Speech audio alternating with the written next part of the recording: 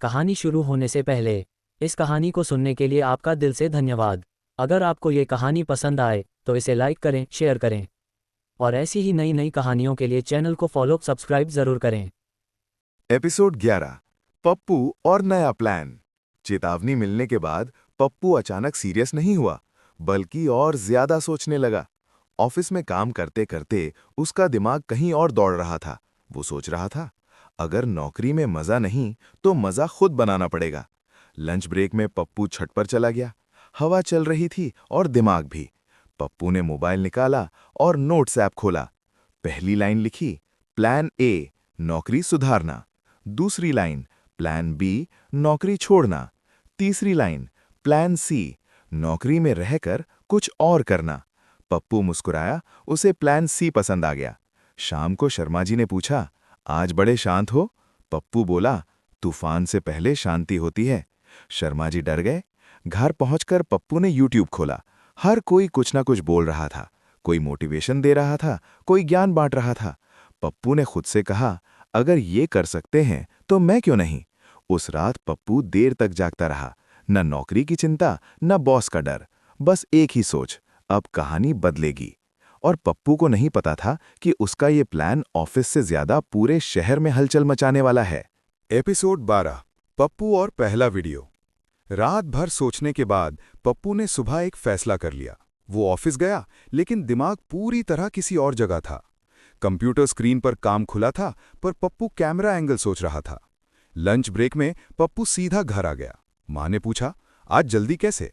पप्पू बोला, माँ, आज इतिहास बनने वाला है। कमरे में जाकर पप्पू ने मोबाइल को किताबों पर टिकाया। लाइट के नाम पर बल्ब और उम्मीद थी। रिकॉर्ड बटन दबाया। पप्पू कैमरे की तरफ देखा, फिर खुद को, फिर कैमरे को। 10 सेकंड की चुप्पी। फिर बोला, नमस्ते दोस्तों, मैं हूं पप्पू। फिर चुप। वीडियो बंद। पप्पू ने सिर पकड़ा। दूसरी बार रिकॉर्ड किया, नमस्ते दोस्तों, आज हम बात करेंगे नौकरी की सच्चाई पर। पीछे से माँ की आवाज आई, खाना खा ले पहले। वीडियो फिर खराब। तीसरी बार पप्पू ने हार नहीं मानी।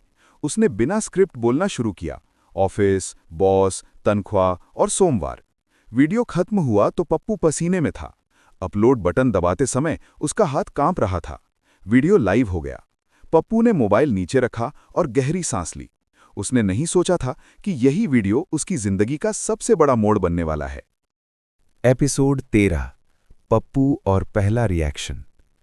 सुबह उठते ही पप्पू ने सबसे पहले मोबाइल उठाया। माँ ने पूछा, ब्रश कर लिया? पप्पू बोला, पहले रिजल्ट।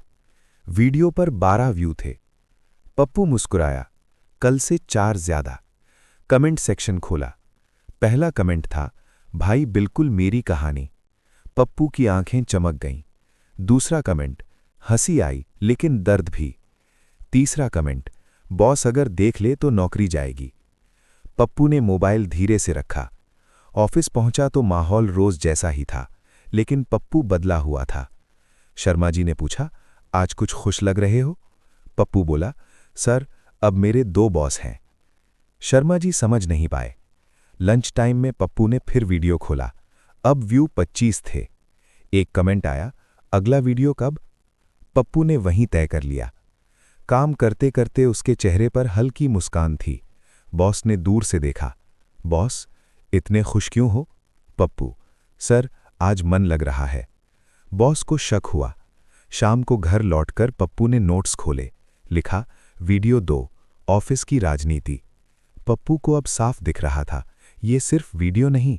एपिसोड 14 पप्पू और दूसरा वीडियो। ऑफिस से लौटते ही पप्पू सीधे कमरे में चला गया। माँ ने पूछा, थक गए? पप्पू बोला, आज कंटेंट मिला है। इस बार उसने पहले से कैमरा सेट किया, लाइट ठीक की और दरवाजा बंद किया। रिकॉर्ड शुरू हुआ। पप्पू बोला, आज बात करेंगे ऑफिस की राजनीति पर। उसने बताया कैसे मीटिंग में सब चुप रहते हैं, कैसे बॉस के सामने सब स्मार्ट बनते हैं और कैसे काम हमेशा एक ही आदमी को मिलता है। बीच बीच में वो खुद पर भी हंसा। रिकॉर्ड खत्म हुआ। अपलोड करते समय उसने टाइटल सोचा, ऑफिस में सच्चाई क्यों नहीं चलती। वीडियो लाइव हो गया। पप्पू ने चैनल देखा। सब्सक्राइबर बढ़कर 27 हो गए थे। ऑफिस में अगले दिन कुछ लोग उसे ध्यान से देखने लगे। शर्मा जी ने धीरे से कहा, कल रात वीडियो देखा। पप्पू चौंका। पप्पू, सर, आप भी? शर्मा जी, हाँ, सच था। पप्पू समझ गया, अब बात सिर्फ उसके कमरे तक नहीं रही। शाम को एक अनजान नंबर से मैसेज आया, भाई, तू हमारी आवाज है। पप्पू देर तक उस मैसेज को देखता रहा। उसे एहसास हुआ अब जिम्मेदारी बढ़ चुकी है, और साथ ही खतरा भी। एपिसोड 15, पप्पू और बढ़ता खतरा। तीसरा वीडियो डालने से पहले पप्पू थोड़ा रुका। उसे डर लग रहा था। एपिसोड 16, पप्पू और एचआर का बुलावा। अगली सुबह ऑफिस पहुंचते ही पप्पू को एचआर का मेल दिखा। सब्जेक्ट था इमीडिएट डिस्कशन। पप्पू ने कुर्सी पर बैठते हुए मन ही मन कहा, आ गया असली एपिसोड। एचआर के केबिन में एसी ज्यादा ठंडा था और माहौल उससे भी ज्यादा। एचआर ने मुस्कुराकर कहा, पप्पू, तुम काफी टैलेंटेड हो। पप्पू चौंका। ये लाइन उसने पहली बार सुनी थी। एचआर, लेकिन कुछ बातें कंपनी इमेज को नुकसान पहुंचा सकती हैं। पप्पू, मैडम, मैं इमेज नहीं, हकीकत दिखाता हूं। एचआर ने फाइल खोली। एचआर, ये वीडियो तुम्हारे हैं? पप्पू ने सीधा जवाब दिया, हाँ। एचआर ने चश्मा ठीक किया। एचआर, तुम्हें पता है इससे क्या हो सकता है? पप्पू, हाँ, या तो बदलाव या बाहर का रास्ता। कमरे में कुछ सेकंड पूरी शांति रही। एचआर, फिलहाल तुम्हें मौखिक चेतावनी दी जा रही है। पप्पू, लिखित कब मिलेगी? एचआर ने हैरानी से देखा। केबिन से बाहर निकलते समय पप्पू को लगा कि अब खेल खुल चुका है। शर्मा जी ने पास आकर कहा, संभल कर। पप्पू बोला, अब संभलने का टाइम निकल गया है। उस शाम पप्पू ने एक और वीडियो बनाया। टाइटल था, जब सच एचआर के केबिन तक पहुंच जाए। और कहानी अब सिर्फ मजेदार नहीं, खतरनाक भी होने लगी थी। एपिसोड 17, पप्पू और वायरल होने की शुरुआत। सुबह उठते ही पप्पू का मोबाइल लगातार बज रहा था। नोटिफिकेशन रुक ही नहीं रहे थे। पप्पू ने आंखें मलते हुए एपिसोड 18, पप्पू और पहचान का बोझ। वायरल होने के बाद पप्पू की जिंदगी दो हिस्सों में बंट गई थी। एक हिस्सा ऑफिस का था, जहां वो अब भी कर्मचारी था।